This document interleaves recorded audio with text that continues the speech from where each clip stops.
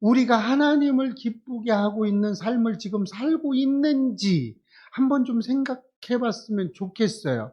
왜 지금 우리의 삶이 어떤지를 한번 봤으면 좋겠다는 거죠. 그래서 우리가 언제나 하나님 앞에 온전하게 나아갔으면 좋겠다. 이런 삶이 있습니다. 얼마 전 한 병원에서 오랫동안 봉사해 온 한 간호사의 이야기가 세우게 됐어요. 그는 20년 동안 이름 없이 환자들을 돌보고 힘들고 지친 이들의 손을 붙잡아 주었습니다. 그러던 중 어느 환자가 이런 말을 남기게 되죠. 그 간호사 덕분에 살고 싶어졌어요. 라고 말을 했습니다. 왜요? 이 말은 뭐예요? 뒤집으면 살고 싶지 않았다는 거죠. 여러분, 너무 아프면 어제 이제 우리 권사님 잠깐 간증했는데, 너무 아프니까 그냥 다리 잘라주세요. 막 이렇게, 그 정도로 저는 그 마음을 이해할 수 있거든요. 살고 싶지 않았는데 그 한 사람의 헌신으로 인해서, 그 섬김으로 인해서 살고 싶어지는 욕망을 느꼈다는 거예요. 우리 바라기는 우리 예배교회 성도님들 때문에 지금 낙심되어 있는 많은 세상 사람들이 나도 교회 가서 예수 한번 믿어봤으면 좋겠다, 이런 심정의 말을 했으면 좋겠습니다. 아멘. 그 간호사는 화려한 업적도 없었어요. 그러나 한 사람의 진실한 섬김이 누군가의 삶을 일으켜 세운 것이죠. 우리는 종종 큰 일을 해야 하나님께서 기뻐하실 거야 라고 생각합니다. 그러나 성경은 우리의 기준과 다르게 말하고 있습니다. 하나님은 우리의 크기가 아니라 지속적인 사랑과 동행을 기뻐하신다라는 겁니다. 오늘 본문은 바울이 빌립보 교회를 향해 느낀 감사와 기쁨을 기록한 책입니다. 그런데 우리에게 질문을 하나 던지죠. 뭐예요? 과연 어떤 삶이 하나님을 기쁘시게 하는가라는 질문을 하게 됩니다. 빌립보서는 바울이 감옥에서 갇혀서 기록한 옥중 서신 중에 하나죠. 여러분, 빌립보서를 비롯해서 감옥에서 쓴 게 4권이나 있죠. 신약에 뭐예요? 골로새서, 골로새서, 또 에베소서, 에베소서, 빌립보서, 빌레몬서 이렇게 4권을 감옥에서 썼어요. 그래서 옥중 서신이라고 그럽니다. 바울은 자유롭지 못한 상황, 생명의 위협 속에서도 바울의 편지는 놀랍게도 기쁨과 감사에 대해서 이야기하고 있어요. 그 이유는 빌립보 교회 때문이죠. 그들은 바울을 물질로 돕고 복음을 위해 함께 헌신하며 또 처음부터 끝까지 변함없이 동역했던 성도들입니다. 감옥에 있는 바울이 오히려 빌립보서 성도들 때문에 감사했다는 거죠. 여러분들도 그런 때가 있죠. 제자들이 훌륭하게 컸을 때 감사하죠. 그런 경우가 많습니다. 저도 이제 외국에서 그 대학교에서 있었던 그 제자들이 저 이렇게 한국어 잘하고 있어요 라고 연락이 오면 참 좋을 때가 있어요. 그리고 어느 순간에 그들이 연락이 오면 기쁘죠. 막 좋은 거 사먹이고 싶고 그래요. 예전에 이제 한국에서 대전에서 이제 그들 다 불러다가, 한국에 유학 와 있는 그 제자들 불러다가 밥을 사주고 막 이랬어요. 엄청 좋아하더라고요. 뭐냐면 바울이 지금 기뻐한 이유가 뭐예요? 지금 자기가 복음을 전한 그들이 지금 신실하게 잘 가고 있다는 거죠. 바라기 우리 예배교회 성도님들도 다 이렇게 신실하게 갔으면 좋겠습니다. 아멘. 이 모습 속에서 우리는 하나님을 기쁘게 하는 공동체와 성도들의 모습을 발견하게 되죠. 그리고 그 흐름은 자연스럽게 우리에게 질문을 하게 됩니다. 어떤 거죠? 오늘 나의 삶은 하나님께 어떤 기쁨이 되고 있는가? 여러분, 여러분의 삶이 이번 주 한 주간의 삶이 아니 인생 전체의 삶이 하나님 앞에 어떤 기쁨이 되었습니까? 이 질문에 신중하게 대답해 보시면 좋겠습니다. 그래서 오늘은 하나님을 기쁘시게 하는 삶에 대해서 알아보고 은혜 받아서 진정으로 하나님을 기쁘게 하는 삶을 사시기를 소망합니다. 아멘. 하나님을 기쁘게 하는 삶은 감사를 낳는 삶이죠. 오늘 본문 3절입니다. 시작. 내가 너희를 생각할 때마다 나의 하나님께 감사하며. 바울은 감옥에 갇힌 어려운 상황 속에서도 빌립보 성도들을 떠올릴 때마다 감사했어요. 환경은 답답했지만 성도들의 모습이 바울의 마음을 기쁘게 해주었다는 겁니다. 빌립보 성도들의 삶이 바울에게 위로가 되었어요. 감사의 제목이 되었습니다. 여기서 우리는 하나님을 기쁘시게 하는 삶의 본질을 발견하게 되죠. 하나님은 우리의 화려한 성과보다 감사가 흘러나오는 삶을 귀하게 여긴다는 거죠. 다른 사람의 마음에 부담을 주는 삶이 아니라 생각할수록 고마운 존재가 되는 삶입니다. 공동체 안에서 믿음으로 살아간 한 사람의 성실함이 모두에게 기쁨을 주는 거예요. 우리 전사님이 그렇죠? 네, 우리 전사님 볼 때마다 모두가 기쁨이 되어주고 있죠? 그렇습니다. 아멘한 사람. 복 받을 겁니다. 이러한 삶은 사람들의 마음을 기쁘게 하고 하나님께는 감사의 제사가 되는 거예요.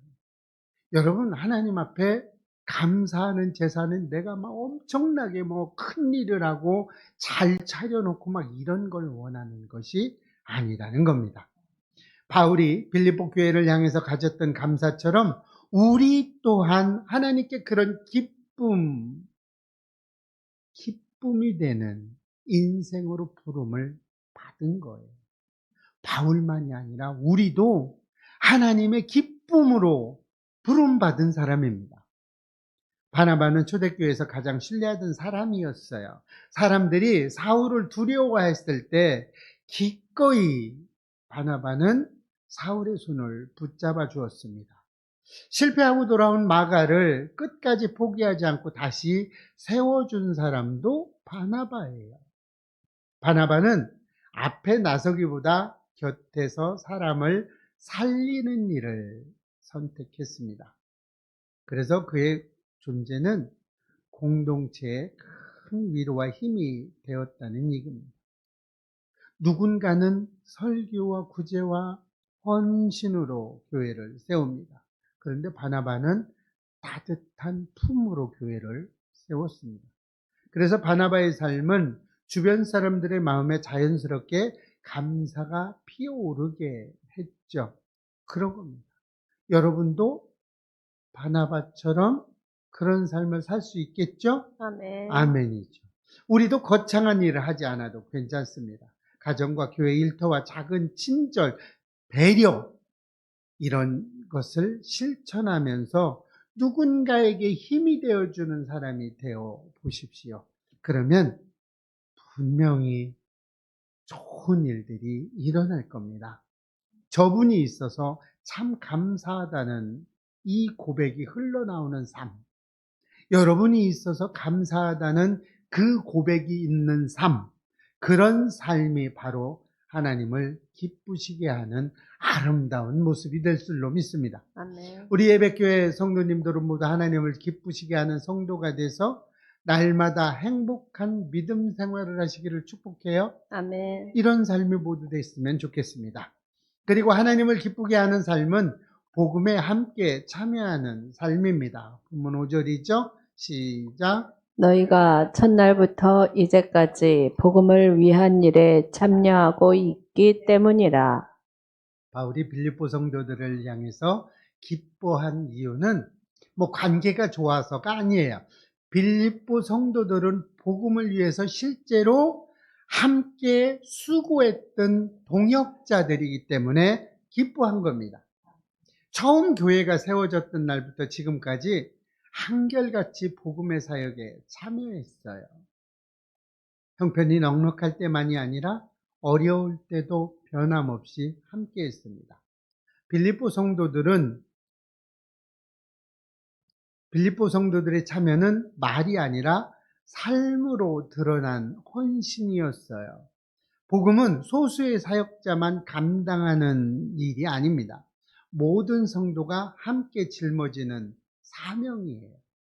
하나님은 구경하는 사람이 아니라 함께 일하는 사람을 기뻐하십니다.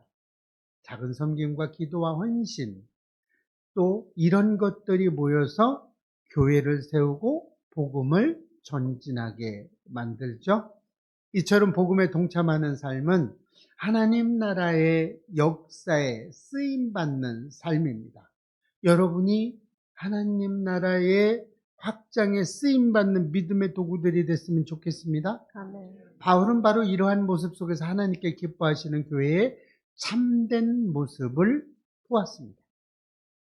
빌립보 교회의 태동은 루디아로부터 시작됐죠? 여러분 금요기도회 때도 했죠? 네. 루디아로부터 시작했어요. 그녀는 자색옷감 장사로 바쁜 사람이었습니다. 그러나 복음을 들고 즉시 마음의 문을 열죠. 그리고 바울 일행을 자기 집으로 초대해서 자기 집을 기꺼이 내어 드립니다.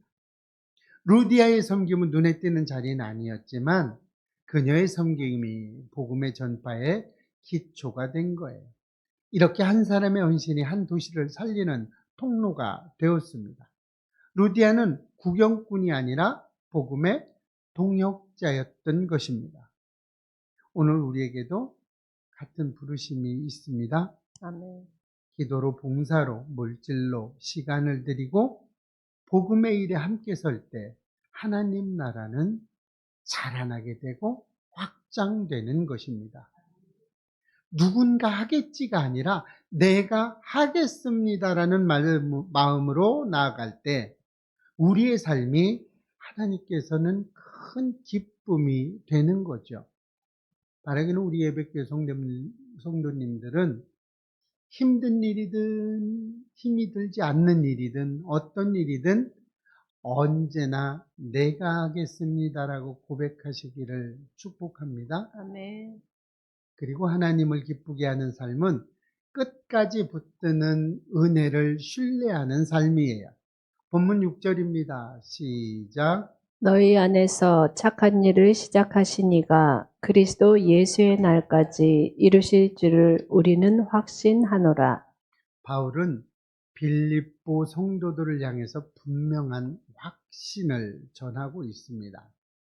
그들의 삶은 인간의 결심으로 시작된 것이 아니라 하나님께서 먼저 시작하신 일이었어요.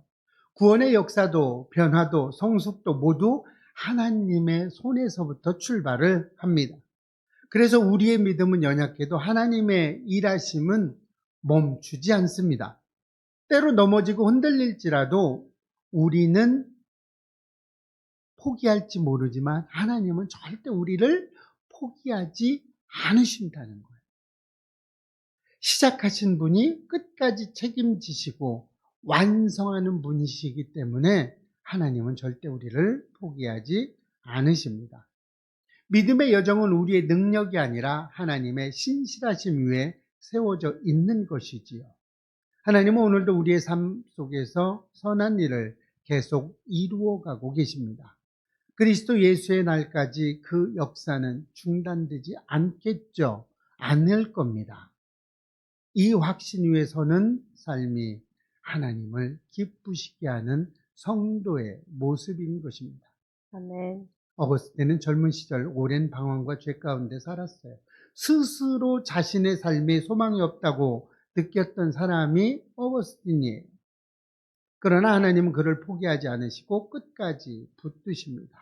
마침내 그는 교회를 섬기는 귀한 지도자로 거듭나게 되죠.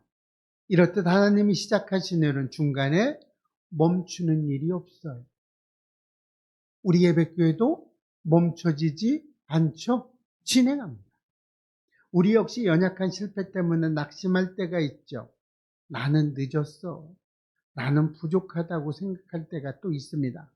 그러나 하나님은 여전히 우리를 붙들고 일하고 계시다는 겁니다. 하나님은 오늘도 우리의 삶을 다듬고 세워가십니다. 이 소망을 붙들 때 우리는 다시 일어나 하나님과 함께 걸어갈 수 있습니다. 하나님을 기쁘시게 하는 삶은 거창하지 않아요. 엄청난 큰 일을 해야 되는 것도 아닙니다. 감사를 낳는 삶, 또 복음에 함께하는 삶, 끝까지 하나님을 의지하는 삶, 이런 삶이 하나님께 가장 아름다운 향기를 내는 삶입니다. 이제 구정명절이 있는 이 한 주간 누군가에게 감사가 되고 복음의 동역자가 되고 하나님의 손을 꼭 붙잡는 우리 예배교회 성도님들 되시기를 주의 이름으로 축원합니다. 아멘.